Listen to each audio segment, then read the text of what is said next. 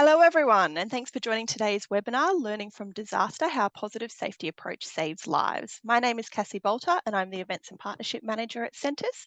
Today's presenters are CEO from Sentis, Anthony Gibbs. Anthony has worked with thousands of people across hundreds of organisations globally to develop safety culture solutions that support strategy and enable the person component to reach its full potential. He is committed to the application of psychology to enhance human performance for over 19 years, and his background as a psychologist has informed his cognitive behavioural insight.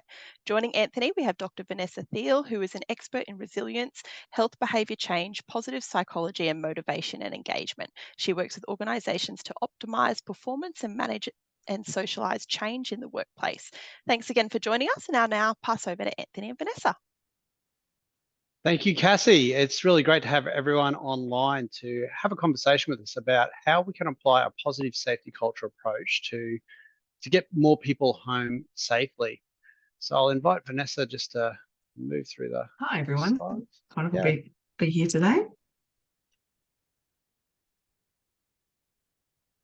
So before we kick off into the session, an acknowledgement of country. So Sentis acknowledges the traditional custodians throughout Australia and recognises their connections to the land, waters and community. We acknowledge the traditional owners of the land on which we meet today and pay respects to elders past and present. We extend that respect to Aboriginal and Torres Strait Islanders peoples here today. We do this because we value Aboriginal and Torres Strait Islander history, culture and knowledge. So many of you will be familiar with Sentis, but for those of you who aren't, we have a mission to change the lives of individuals and organisations for the better every day. And we do that through the application of psychology and neuroscience to help organisations understand the drivers of their current safety culture performance, develop their safety leadership, and ultimately their safety culture. We have specialty areas in the area of safety culture development, critical risk and critical control development and deployment, and also psychosocial safety as well. We're actually going to be talking about the application of all three of those areas to help organizations improve their overall safety culture. We're going to do that by firstly looking at what happens when culture goes wrong. Vanessa, you and I have been working on a book together in regards to the application of positive safety to improve safety culture outcomes. And you've been doing quite a lot of research into not only what goes wrong, but also what goes right. But just to kick this session off, I believe you've done a bit of a deeper dive into the roles of a negative safety culture on a couple of very well-known incidents. That's right. Look, it's, there's quite a few disasters we could unpack. I've picked a couple of ones that I'm sure our listeners would know about. And I want to say that this is not about placing blame or anything, but it is really important to reflect on things that have happened in the past so that we can identify, what are the common themes? What do we need to learn from these so that we can potentially, avoid these sorts of disasters happening in the future? The first one here that I want to unpack is the Deepwater Horizon. Now, this was a project led by BP. It's interesting. I've read a lot of reports and really had a bit of a deep dive, and it's fascinating the sort of information that you can find out. Just for a bit of context, the company's sustainability review in 2009, in that they stated that their goal was no accidents, no harm to people, and no damage to the environment. And this report actually said that in the preceding 10 years, they'd reduced their injury rates and spills by about 75%. So that looks really good on paper. However, BP had caused a number of disastrous or potentially disastrous workplace incidents around that time. And it was suggested that their approach to managing safety had been focused on individual worker safety and not so much process safety, and certainly not looking at systemic cultural issues.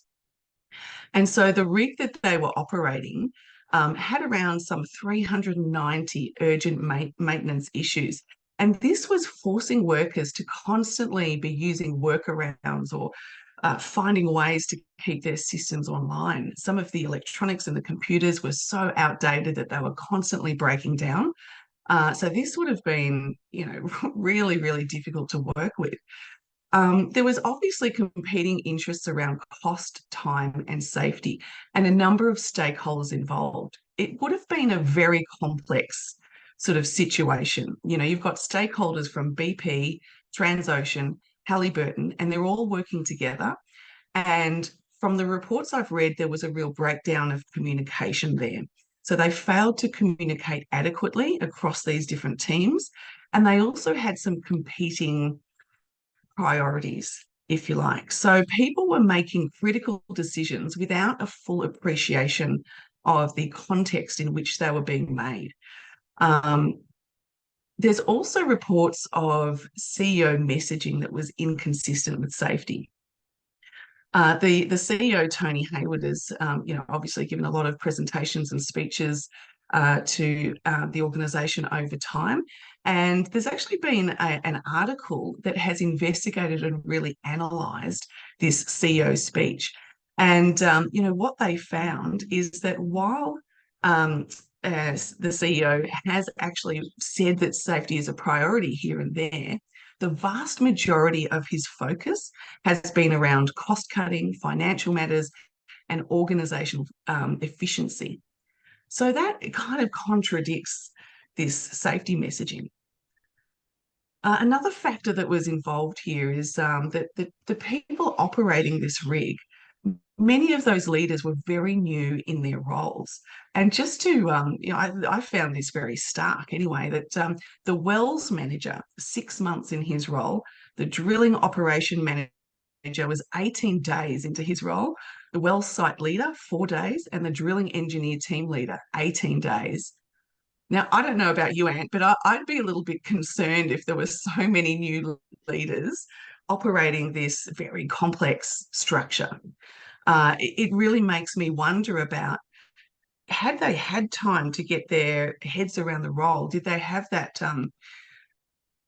context ability to recognise when things were unsafe or not? And would they have had the psychological safety and that connection with their team and their leaders to actually stop a job or speak up for safety, particularly if it would have impacted production? So, there was very much a feeling that decisions were influenced by the fact that this project was massively over budget. Mm-hmm. People just wanted to get it done and get out of there.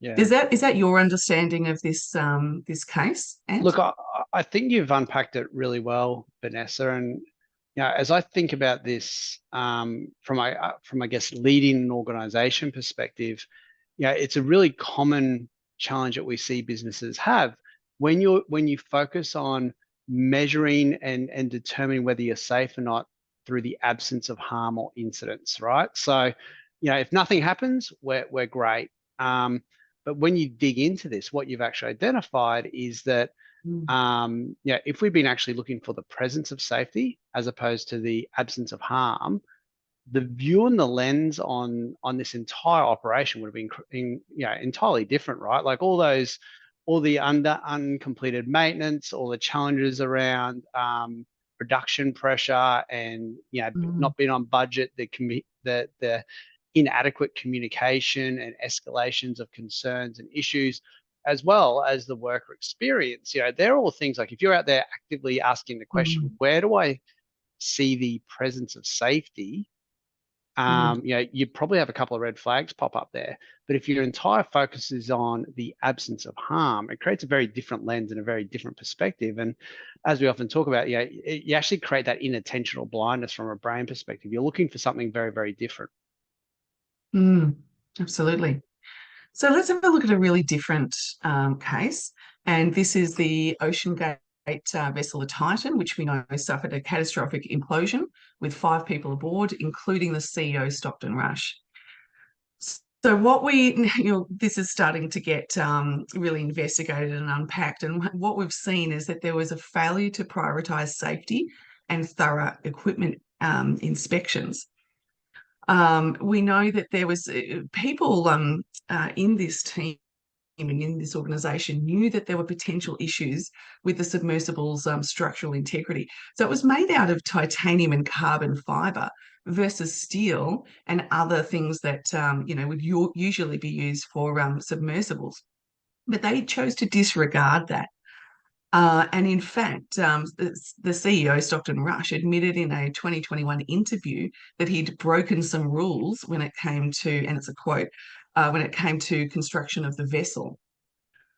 Many people had raised red flags around cutting corners and experimental ideas. And so there seemed to be a real lack of open communication channels between the crew and leadership. And it did also seem that there were some whistleblowers, like the former director, who were dismissed and allegedly fired because they raised concerns. So that, you couldn't get a much redder flag than that. The CEO, another quote here, said he was tired of industry players who try to use a safety argument to stop innovation. So you can see there that decision making is motivated by innovation and exploration over safety. So it's different to, production and making money, but it's still having a different priority, which is undermining safe decisions and creating a safe culture. What do you see as some of the similarities and themes coming out from these two very different cases, Ant? Oh, look, obviously that drive for production and viewing safety as a real cost is a really underpinning theme. And look, at both instances, had they slowed down and considered safety as an enabler of production, they would have likely got very, very different results and would have had very different commercial results for both organizations. Obviously, taking the reparation costs and everything else attached to the BP Deepwater Horizon has run into the millions and millions and millions, and Ocean Gate, had the potential to have been a massively successful business. There'd be lots of people who'd be wanting to explore that, and of course, it is no more. And that CEO and that board will be facing some pretty interesting legal challenges over the coming period, I would imagine. So again, it's that old probably paradigm that you can't have safety and production at the same time that we see popping up time and time again, and that they're in that constant state of attention that you can, so it's generally when you get that really strong interplay between the two that you start to see those negative safety cultures really come out. Absolutely. So in terms of the fallout, we often talk about the ABR model and the fact that it's our attitudes around safety that drives our behavior, the things we do and say, which leads to the results that we get. When you think about, if you actually put yourself in the position of these people who worked in these organizations, can you imagine what the experience of safety would have been like, and what would be influencing your attitudes? What we saw in both of those cases were that priorities and focus from senior leaders would have been very powerful. Even if we talk about safety, if there's a constant push to meet deadlines, to keep going, to disregard, any information or testing that doesn't suit the decision we want to make, for instance, that's going to influence us. There's pressure to meet deadlines and budgets. There's inconsistent safety messaging and incongruent communication.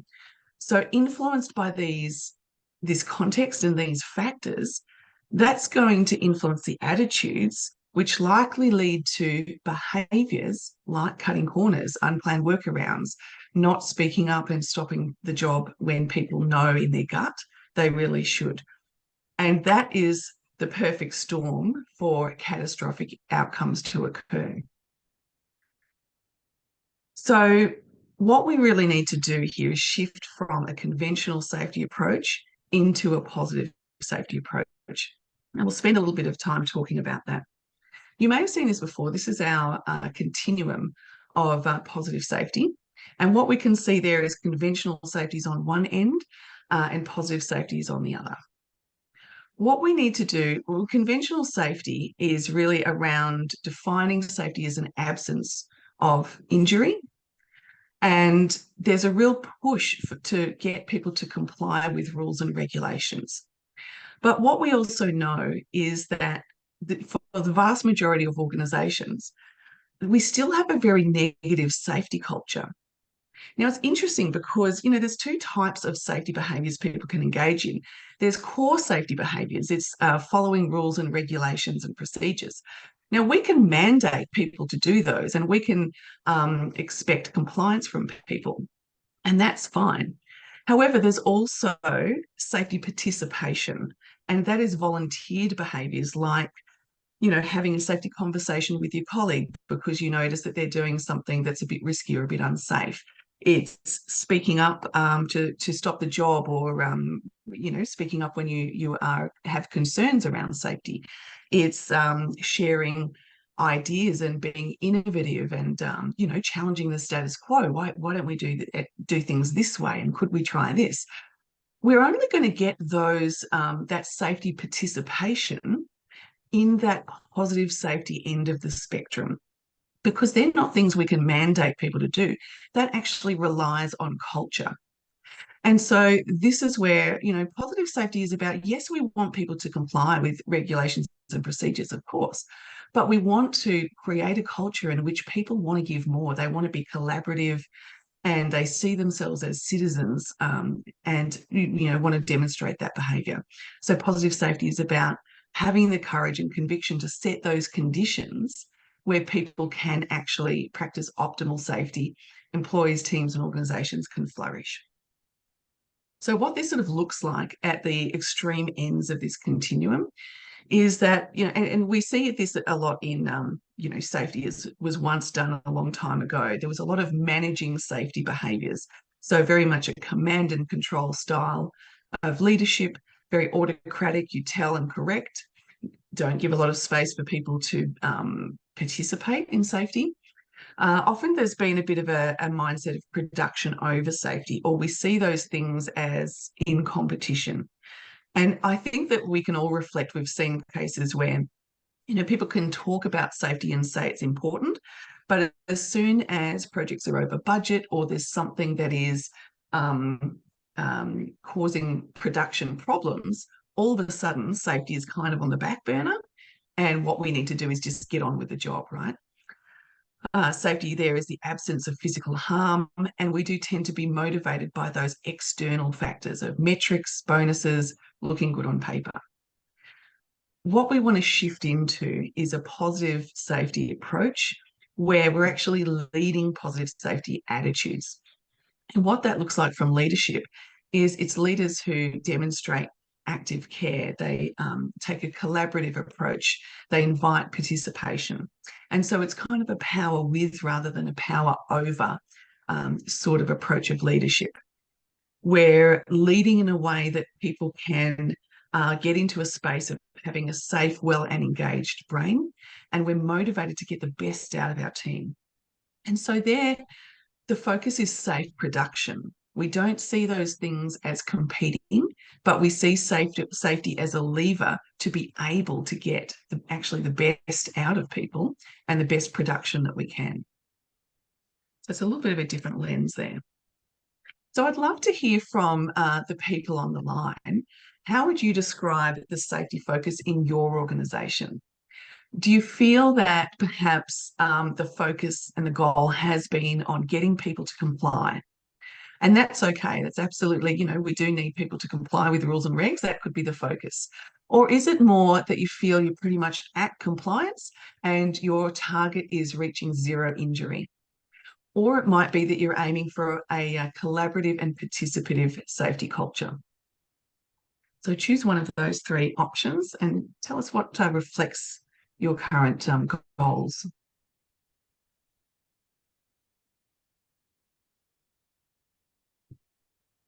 Give that one more moment.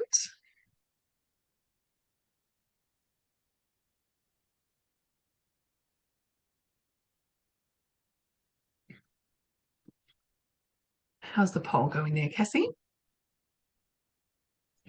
Yeah, I'll close it now and share the results. Wonderful. Fantastic. So we've got 10% aiming for compliance, about 30%, about a third, aiming for that zero injury, and overwhelmingly 62% aiming for a collaborative and participative safety culture. Fantastic. That's wonderful. That's really good to see. So what we aim to do in the rest of this discussion is actually start to think about how do we actually achieve that and start moving in that direction. Because I'm sure it can feel that it's much easier said than done. Now, there we go. So one thing I really want to focus on is the motivation for safety, because this is a really powerful factor.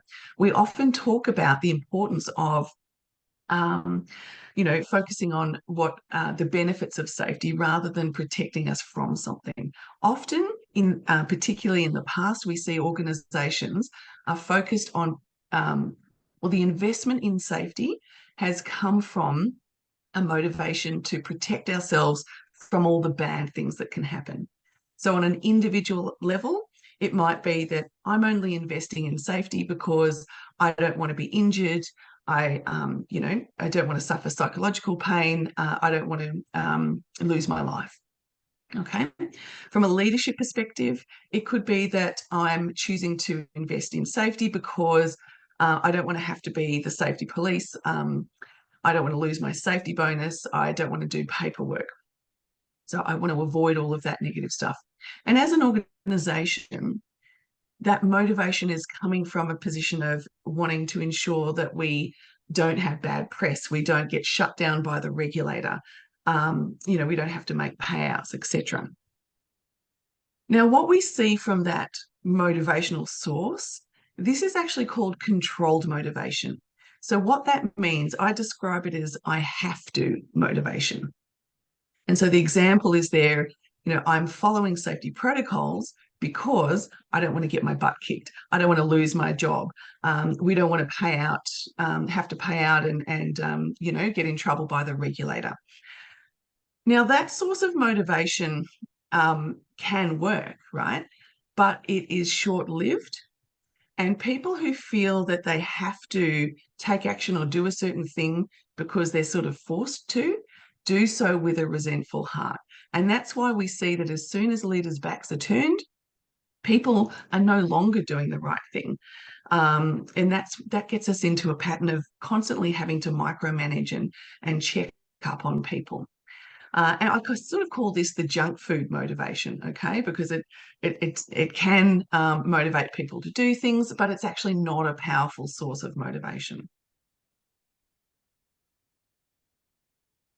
So what I might do is pass over to you, Ant, to have a look at, sorry, I'll go back one there, to have a look at how we can influence positive attitudes and actually get out of that cycle then. Thanks, Vanessa. And I think, as you've just described, focusing on, protecting from something, it can work. I was meeting with a large organization recently who had cameras set up all through their operation. And they hadn't paid much attention to that camera footage until they had a couple of high potential incidents that took place. And they brought people into a big stop work meeting. They lined them all up, or they sat them all down, and it was everyone was read the riot act basically, and said, "You're being watched, and we've observed X, Y, and Z." And they did. They saw a change in behaviors for a short period of time. And if we flick to the next slide there, Vanessa, again, a lot of the focus of those sorts of interventions on safety as a cost is, don't make these choices, don't get hurt, don't get the,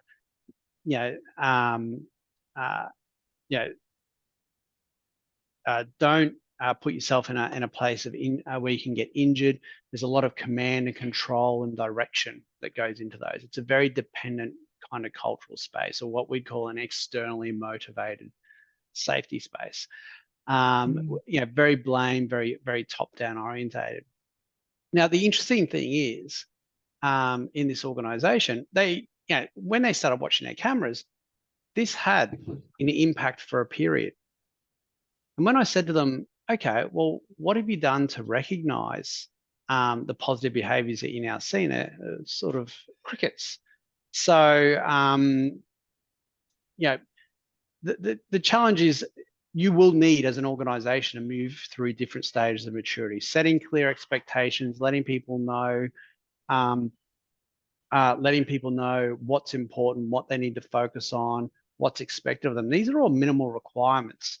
However, if we don't start to think about where the workforce is at and what's the next step in the process that's required, we get stuck often in that public compliance, private compliance space, because it's that whole definition of insanity, you know, doing the same thing over and over and over and expecting a different result. So if you think your organization might be sitting at public compliance, that is, I do the right thing when I'm being watched, but might do other things when I'm not being watched, or maybe I've got parts of my business that are taking some personal responsibility. If you think you might be in those spots, you're probably where about 86% organizations sit based on our data.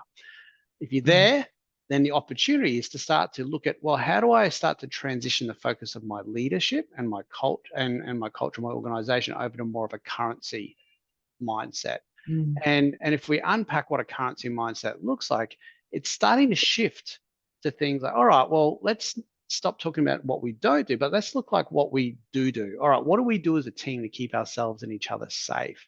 How do we demonstrate a presence of safety? How do we know that we're setting ourselves and other people up for success?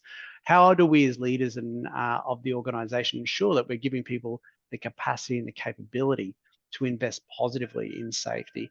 How do we create collaborative spaces to empower people to engage in the conversation of solving problems for us?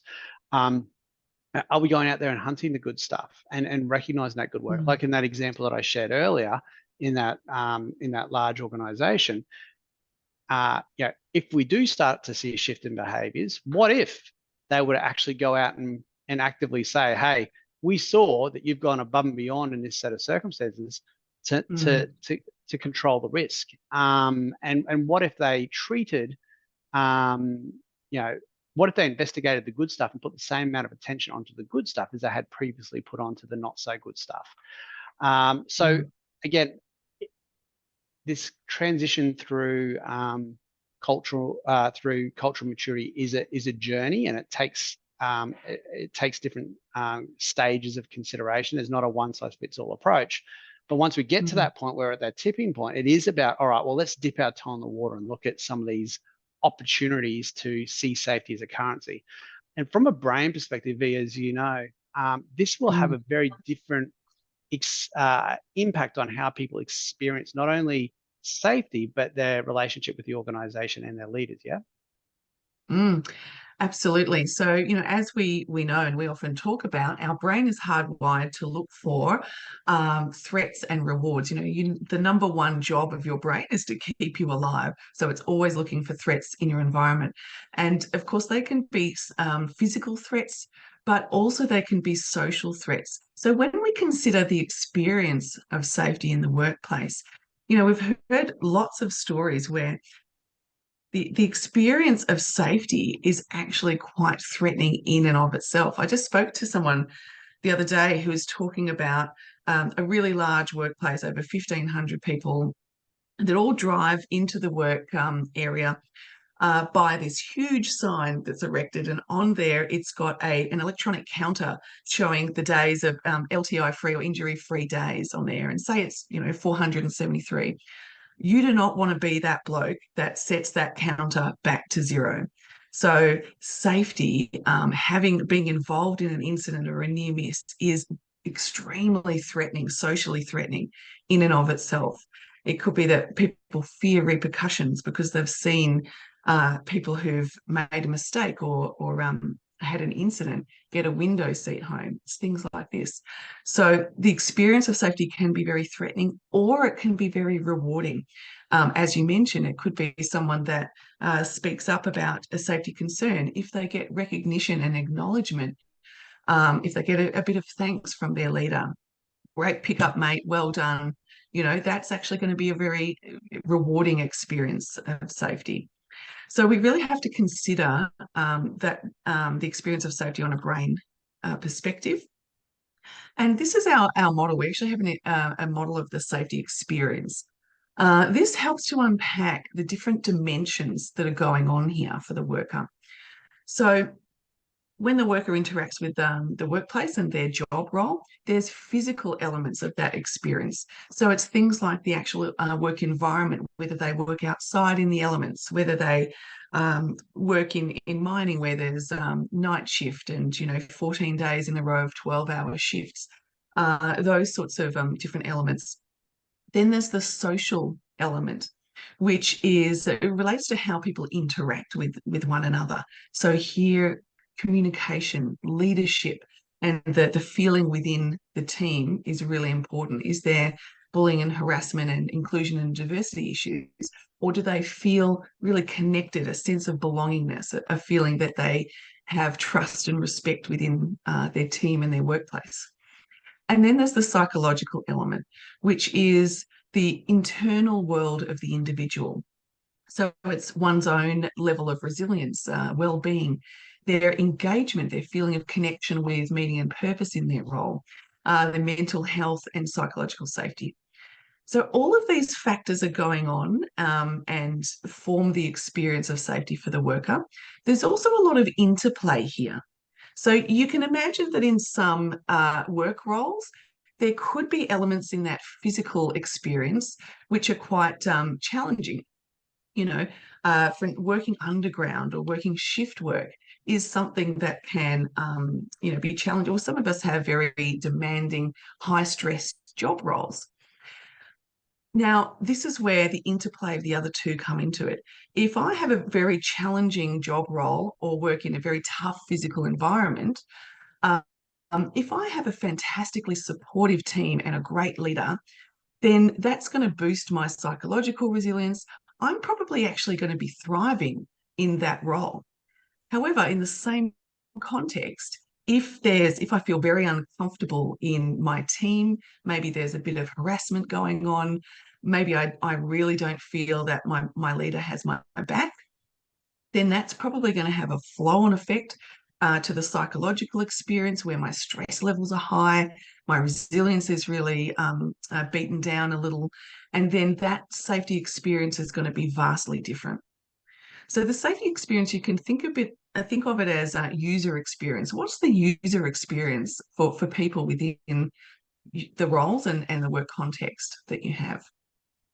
Yeah, Vanessa, I sort of think about that Mm. model often as a bit of a fidget spinner, nearly, Mm. in that, once you get them spinning in a positive direction, that safety experience grows and becomes more positive. They feed off these different components of safety, have the potential to feed off one another and amplify the safety experience. But in the same way, you can have the opposite effect, where they actually Mm. impact on each other in a negative way and Mm. diminish that safety experience. So this is Yeah. a lot of the stuck we see from a cultural standpoint often is that organizations get to a certain point where actually their ability to progress through that maturity curve isn't restricted Mm. by the fact that as to whether they've got physical controls in place for safety, but in fact Mm. it's diminished through that psychological and social experience that people are having and their willingness, ability to connect and engage, as you mentioned. Mm. Absolutely. And the reason we want to invest in this safety experience is because we know that when people have a positive physical, social, and psychological experience of the workplace, that's when they have safe brains. They are safe, well, and engaged. And we've used those terms at Sentis over a long period of time, but we've really unpacked what that means. We want people to make good decisions. We want them to be clear and rational, and we want them to be engaged and motivated in doing the right thing in a professional job. So they actually have to be feeling safe in terms of protected, valued, respected. They need job clarity and certainty. They need to be well, competent, confident, calm, collected, and as well as engaged, connected with that meaning and purpose, and feeling that they have a sense of doing a good job and moving forward. When they're in this brain space, people can actually bring their best. They're highly productive. We see organizations innovate and get better and better. So this is sort of the flywheel to get into moving an organization forward. So the difference is that when people have a positive experience of the workplace, they're much more inclined to want to invest in safety to protect them for something. So it's a different motivation quality. So at an individual level, I'm choosing to invest in safety because not only do I want to go home alive and safe, but I want to go home with enough fuel in the tank to play with the kids and, go for a walk and see some friends after work, still feeling resilient. From a leadership level, it's choosing to invest in safety because you want to see that tight-knit collaboration in your team. You want to be able to get on with the real aspect of your job rather than just chasing people up for safety issues. And the big shift, I think, here is the organizational shift. And that is, it's not just around, doing safety to protect us from all the bad stuff, protect us from litigation and regulators. It's actually a genuine investment to become a great place to work, recognizing that safety is that lever to be able to have a positive impact on the people that work with you, their families, your customers, and the community. So there's a real flow-on effect from that positive safety space. And so we can see that that's a different quality of motivation. This is what we call autonomous motivation, or I want to motivation. Very different from the I have to sort of junk food motivation. So that's when people follow safety protocols, or you even see that participation in safety because they've got a genuine belief in safety and it aligns with their identity. So when we can get that quality of motivation happening, we no longer have to check over people's shoulders. We can trust that people are doing the right thing even when they're not being managed.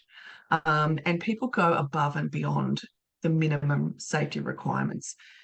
And that's really how we get into that end of the spectrum.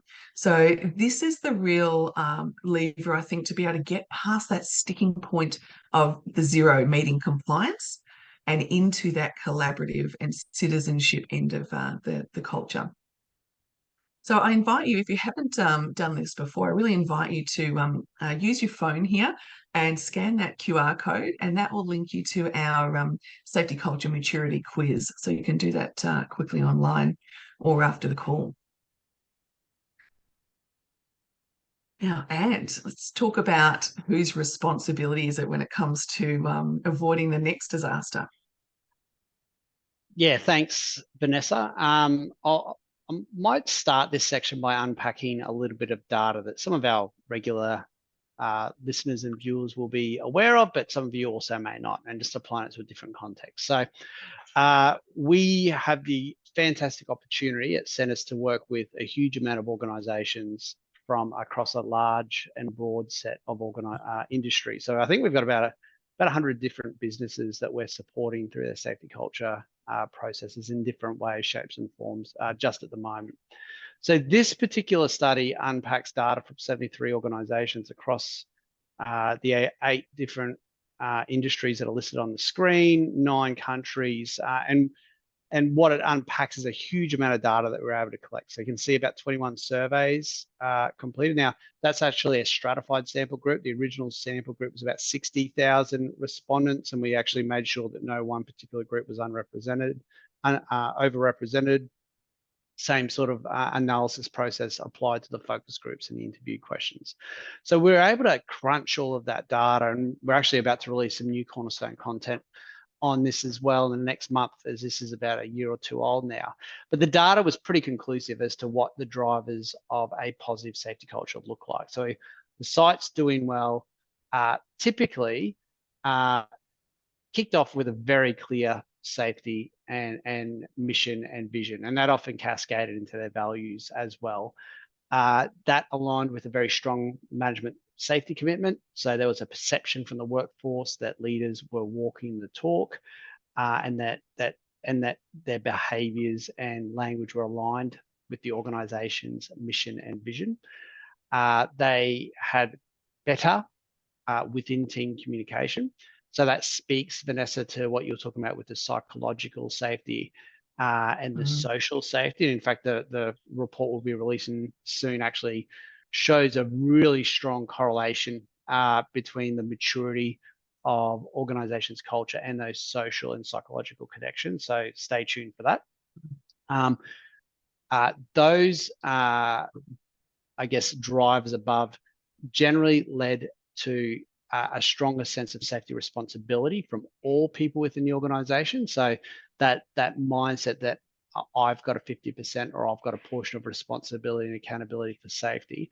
And then finally, team support for safety also grew on the back of this. So what that looks like is that individuals within the organizations were more willing to take on new safety initiatives, new ideas, and own their 50% around safety.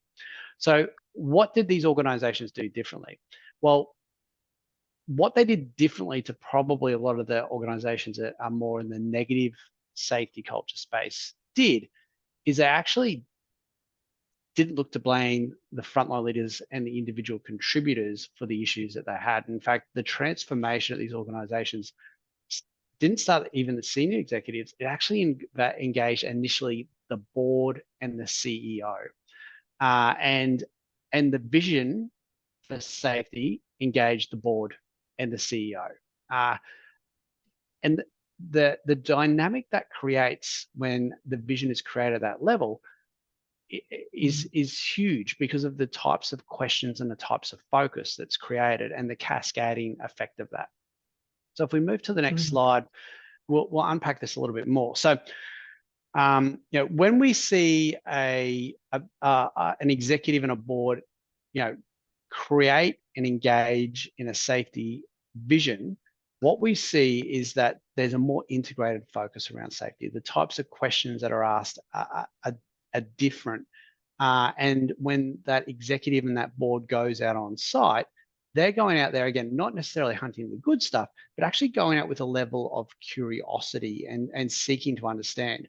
And we've seen this play out in a number of organizations where management safety commitment will be poor, viewed as poor by the workforce. And that's because often when they go out on site, the quality of the conversations that senior leaders and managers have is perceived as poor, but also they're not seen on site as often as would be expected. When organizations are able to nail this at the right level and board members and senior executives go out on site, they're more motivated to go out on site. And we tend to see organizations actually setting clear expectations for leaders' time on site. And the types of questions that are asked are very different. They're questions about how do we support, how do we enable you to do the work that you need to do, how do we help you build capacity and capability within your team. And the effect of those conversations is hugely positive. And if we move to the next slide, because of this sense of active care, because often if you get the vision nailed, and the vision's more than just being about a total recordable injury frequency rate, the care starts to shine through. The human element of our leadership starts to shine through. And again, if you go back to those psychological and social aspects of safety that you spoke about, Vanessa, that trust can be formed through enabling those couple of elements. And it starts to get this huge trickle-on effect. And again, if you move to the next slide, Vanessa, this drives this curiosity culture. And I mean, you've done some interviews recently. I think you've interviewed about 15 organizations about their safety culture performance. You've got a really great example of this. Be curious that you wanted to share. Yeah, look, there's been it's just been a wonderful process actually in writing this book. We're meeting with lots of our clients and finding just some areas of brilliance, wonderful safety work being done. One of the people I was talking to talked about the fact that their safety leaders have basically a process, a routine where every single day they go out onto the shop floor, basically onto the where the work is done, and they speak to people. They go around creating relationships. They lead with curiosity. They're there to actually seek to understand. They're asking the people on the tools and doing the tasks. What they're doing, what's getting in the way, are they having any challenges? They recognize that there's going to often be a gap between work as planned and work as done. So they're there to actually find out about, what are the challenges? How can we support you? And because of this approach, they have very much it's that asking questions and having a coaching approach. This has created some really strong relationships with the people in their business. So they're having a great effect. After that 2 hours, all of the safety leaders come back and they actually have a bit of a co-coaching session where they share what they're hearing and they look for trends. They're coming up with solutions. They see their role as to support the experts who are doing the work, which is fantastic. And I've had another story in a retail setting where being curious, you can see some of these things start to work together. Being curious and demonstrating active care, can be one and the same. And another person we interviewed they work in a retail space. Um, the safety people used to be, let's say, not very welcome, not very looked forward to, particularly because they were sort of with HR and they'd come in and basically assess what's going on in these different retail stores. He's actually done a lot of work, and he said it took over 6 months to really create some relationships, find out about their challenges, find out about what's going on, what needs improving. And over that time, he's formed some wonderful relationships, and the safety team is now welcomed rather than, the bad guys who are there to catch us out. So, there's a real shift in culture, which is leading to some fantastic outcomes. It's really exciting to see. That's great, Vanessa. Look, the last one's making database decisions. And I think this also helps with some of that be curious element that you spoke about earlier. And it actually all hangs together. The example that I'm going to talk about here is, again, a large Queensland utilities company. And about 2.5 years ago, they were really struggling with the impact of their incident investigations on their workforce. So I find it was eroding trust and undermining some of the some of the initiatives that they were trying to run around building psychological safety and social safety within their organization. That was impacted on their reporting rates, impacted on their culture, creating a real sense of frustration. And look, at a board level, when they're experiencing any incident, lost time, of any level of severity or potential, it was really sending a ripple effect through the organization, because there's that really zero harm, zero injury kind of focus. The challenge of that business is hugely aging workforce. So as with a lot of our utility partners, lots of people who've been there for their entire careers. The average age of the workforce is, late 40s, early 50s. Very, very, and they're getting a lot of muscular skeletal strains and pains and those sorts of things. And every time one of those were happening, it was a full-blown incident investigation. Now, just by creating a different vision from that board around, focusing more on learning, focusing on, looking at how a leadership group can support the workforce, and ensuring that life-altering events were the major focus, as opposed to every single incident. They still want to manage that. They still don't want anyone to get hurt in any way, but they're going, right, let's sweat the big stuff before we sweat the small stuff. That's actually had a huge impact for them. They actually went through all of their incident data with us, and they actually found that there's a huge opportunity to look at their critical controls, and they reorientated their North Star towards reducing their serious injury potential frequency rates and ensuring that adequate controls were in place wherever possible. So again, it's that whole flipping conversation that they've been able to go, well, first of all, we're going to manage the big stuff that's going to cause the greatest harm. But now the next evolution is about measuring the presence of safety. Where are things going right? Where are we succeeding? That's also had a trickle effect into incident investigations. As opposed to investigating every incident, they're investigating the big ones, and they're looking at sort of taking a learning thing on the less severe and the less high potential incidents. And as a result of that, the bubble up of information and ideas and engagement and collaboration from the workforce has been truly really, really positive, and their safety performance has gone from strength to strength on the back of that. But again, you can see how if that board didn't have a different vision, didn't ask different questions, didn't have a different focus, and if the business wasn't willing to be curious, they'd never have got to where they got to right now. So these things hanging together to support the person who's exposed to the greatest risk, often the work at the front line. If we can get those conditions right, we're setting those people up for success as much as we possibly can. Mm. So just with that in mind, I'm going to invite everyone to complete another poll. So which of the 4 principles do you feel your organization needs to invest in now? So if you were to sort of think about where you're at as an organization, go, all right, well, focusing on one of these elements that would create the biggest anchor for change or the biggest lever for change. What do you think is your business's key opportunity for focus? Mm. What's your bet, Vanessa? Where's it going to land? Oh, I don't know. I was just thinking, I'm interested to find out.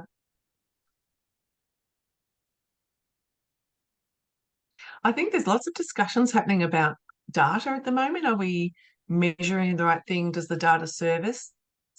I'd like there to be some actively caring in there. All right, how are we looking, they're all Cassie? good. Yeah, I'll close off the poll now and share the results. Right, so it looks like being curious and leading with a vision are the 2 big ones there, Vanessa. I am actually, in a lot of the conversations I'm having with organizations, the vision piece is coming up a lot. It does seem to be a missing link for a number of organizations. Mm. Yeah, and I do love the curiosity mindset. That's fantastic. Absolutely. Okay. So Vanessa, positive safety, what's in it for me? Yeah, so it can take some effort and some strategy and planning to get into that positive safety space. But what is in it for us? And I'll just be fairly brief. We know that when senior leaders are committed and demonstrate that commitment to safety and also that worker experience and well-being, when the safe decisions being backed up by leadership and positive safety behaviours are recognised, that's when we tend to see increased reporting of hazards. People are collaborating, they're participating and take initiative. And this sets us up for success in terms of getting the best possible outcomes and reducing the likelihood of these catastrophic events occurring. I just want to very briefly unpack a little situation we might remember from 2011. There was the magnitude 9 earthquake and a huge tsunami that came from that. And that was just off the coast of Japan. You might remember Fukushima, the Daiichi nuclear power plant, actually suffered a fatal meltdown and radiation release. Now, we could say that that's a natural disaster, right? But in the investigation process, we've actually found that it was man-made. So the Tokyo Electric Company, TEPCO, they failed to meet basic safety requirements such as risk assessments, preparing for containing collateral damage, and developing evacuation plans. It's really interesting to compare that with another situation that happened at the same time. So many people don't actually know about this. It's much easier to focus on the negative stories and the disasters than the ones that actually avoided disaster. So if you have a close look at this map there, you'll see that there is another power plant at Onagawa. Now, Onagawa is actually much closer to the epicenter of the earthquake, yet they actually didn't suffer the damage. The electric company that was involved in engineering their site and making those big decisions, it's really fascinating that it turns out they had all these engineers do simulations on, they were looking at where past tsunami levels had come to, and I think it was around sort of 4 or 5 meters. They decided to create a containment wall about 14.7 meters, almost, I think 5 times or 4 times as large. So they sort of they looked at past results, and instead of just doing the bare minimum, they went above and beyond. They also had senior leadership who were very, very committed to safety. They were on all sorts of boards where they were learning about how to minimise the impact of earthquakes. They sort of anticipated that these natural disasters would happen. and they went above and beyond in terms of protecting their establishment.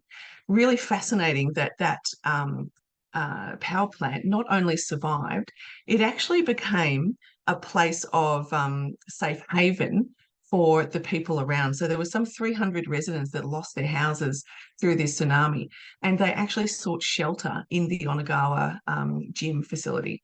So it's a really stark exploration into the fact that even with the worst case scenarios, with great safety culture and powerful support for safety from leadership, we can actually avoid some of these potential disasters. It's a fascinating case, isn't it, Anne?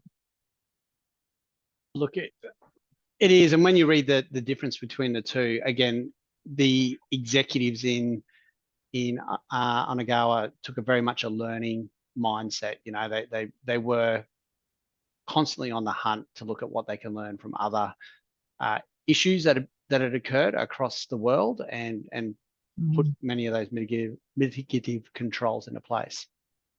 Absolutely. So, we can see that the outcomes of a positive safety workplace are, these sorts of things: increased productivity and performance, that increased participation and voluntary effort, strong cohesive culture, and a resilience within the team and the organisation. So there's some powerful benefits, and these are so much more than just meeting compliance standards. Thanks, Vanessa. And look, thank you everyone for listening. We've only got about 3 minutes left, so we won't have time for questions today, unfortunately. However, feel free to email any through to Vanessa or myself. We'll share our contact details in just a moment. We'll be happy to get back to you. Just a couple of quick CTAs at the end of the session here. We have just produced a document that provides some detailed information about what it can look like to deploy a positive safety culture change process within your organization. If you're keen to get sent an early release copy of that, hit yes, and we'll get your details and get one through to you. You can take some time to read and review that. Give you a moment to respond.